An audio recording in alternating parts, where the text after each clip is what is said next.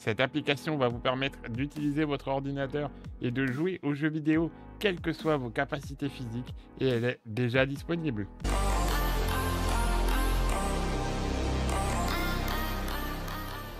Coucou tout le monde, je vous en parle depuis très longtemps. Valentin, le créateur de cette application, avait même fait une vidéo avec moi que vous pouvez retrouver dans la description.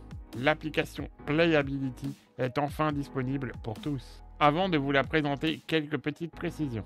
Évidemment, Playability n'en est encore qu'au début de son développement et donc vous pouvez être amené à rencontrer quelques bugs ou alors quelques fonctions qui ne sont pas encore implémentées. Mais bon, vous verrez qu'on peut déjà faire beaucoup de choses avec. Je vous mets dans la description en premier le lien pour obtenir l'application. Celle-ci est disponible en Early Access pour soutenir le développeur. Donc vous mettez ce que vous voulez, ce que vous pouvez et vous pouvez obtenir l'application à partir de 5 €. C'est super important de le soutenir pour que le développement de l'application continue et donc que l'accessibilité des jeux vidéo pour les personnes handicapées continue, elle, à s'améliorer. Dernier petit point, l'application est disponible pour le moment uniquement sur Windows, mais comme nous le verrons en fin de vidéo, la compatibilité avec les produits Apple et bien au-delà est aussi prévue. Voilà, nous sommes sur l'interface du logiciel et comme vous pouvez le voir, il y a plusieurs onglets pour autant de possibilités d'adaptabilité. Nous allons pouvoir remapper les touches du clavier ou d'une manette de Xbox en fonction de nos besoins. Comme vous le voyez actuellement sur l'interface, c'est extrêmement simple. Vous choisissez le bouton que vous souhaitez modifier et c'est parti. Par exemple, vous pouvez décider de mapper le bouton A de la manette sur le clic droit de votre souris ou encore sur une touche du clavier si c'est plus simple pour vous de jouer uniquement avec un clavier. Mais la grande force de ce logiciel, c'est aussi que vous pouvez contrôler tous les boutons avec uniquement les mouvements du visage. On avait testé sur la chaîne il y a quelques mois le logiciel Kinetic Mouse Live qui permettait de faire la même chose, c'est-à-dire de contrôler son ordinateur avec les mouvements du visage et le résultat n'était pas très convaincant. Il fallait absolument utiliser la caméra d'un iPhone d'Apple connecté sur le même réseau que l'ordinateur pour que ça fonctionne. C'est nul! Et oui, je sais, il y avait un peu trop de latence, l'iPhone avait tendance à énormément chauffer lors de l'utilisation, et puis un iPhone, ça coûte cher, tout simplement. S'il vous plaît, donnez-moi argent. Là, nul besoin de tout ça. Votre webcam classique ou même la caméra intégrée de votre ordinateur fera l'affaire. Le logiciel a simplement besoin d'une image de vous en direct pour interpréter vos mouvements et les transformer en action. Après l'achat du logiciel à partir de 5 €, vous n'aurez besoin d'aucun élément supplémentaire pour pouvoir l'utiliser. Et ça, j'achète! Là, je suis dans l'onglet Face Gesture Tester. Vous pouvez voir qu'il y a des mouvements des sourcils, des mouvements des yeux. On peut par exemple faire un contrôle total du joystick avec les yeux ou encore des mouvements de la mâchoire et de la bouche. Par exemple, un mouvement sec à gauche, c'est le bouton A de la manette et un mouvement sec à droite, c'est le bouton B. Surtout, vous voyez la force de détection du mouvement. Du coup, si je retourne dans mon gamepad, je peux décider que le bouton s'active uniquement lorsque je fais un mouvement sec à gauche avec une sensitivité à 70 pour éviter les mouvements intempestifs. Ça va plus loin puisque je peux même mettre un petit délai si par exemple je veux mettre une action en fermant mon œil gauche. En effet, naturellement, nos yeux vont brièvement se fermer lorsque l'on cligne des yeux et le logiciel est tellement efficace qu'il pourrait détecter ces mouvements involontaires et les prendre pour des actions. En augmentant un peu le délai de l'action, il ne prendra en compte que les fermetures volontaires. Et oui, avec Playability, on ne pourra plus justifier une passe ratée à cause du logiciel.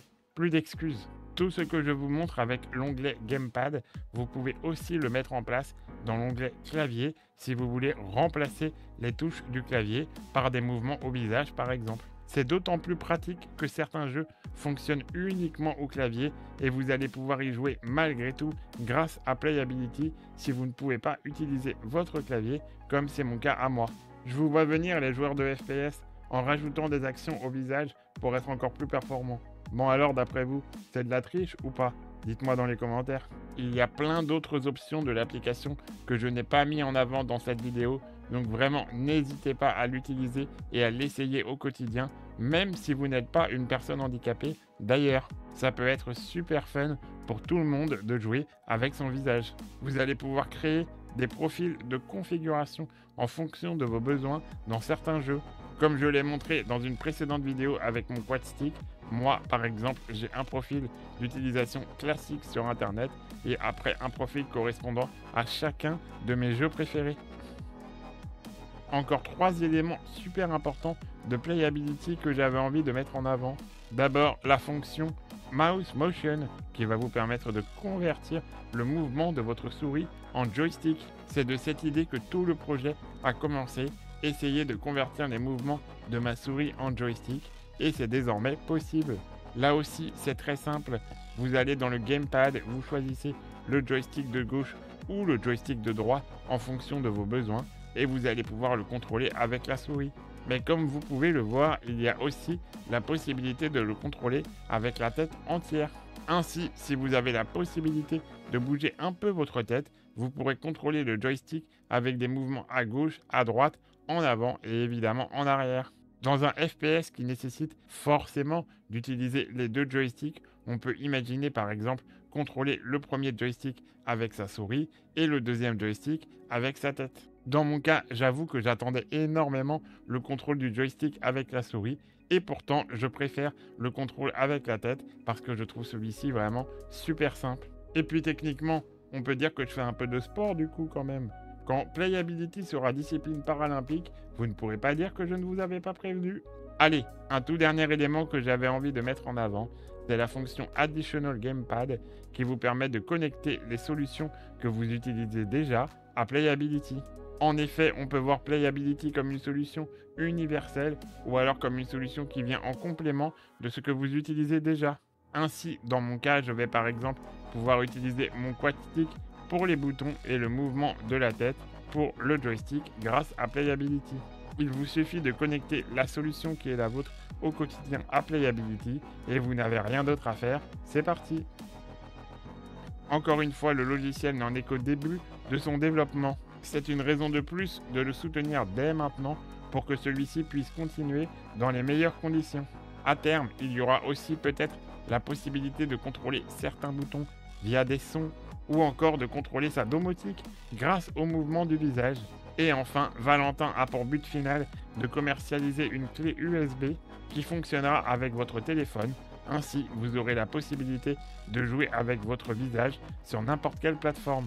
Que ce soit sur la PlayStation, que ce soit sur la Xbox, que ce soit sur un Mac, vous aurez juste à brancher la clé USB sur votre appareil, à allumer l'application sur votre smartphone et vous deviendrez le roi du jeu vidéo, quel que soit votre handicap. Et toc! Évidemment, sur la chaîne, on va continuer à suivre le projet et ses évolutions majeures.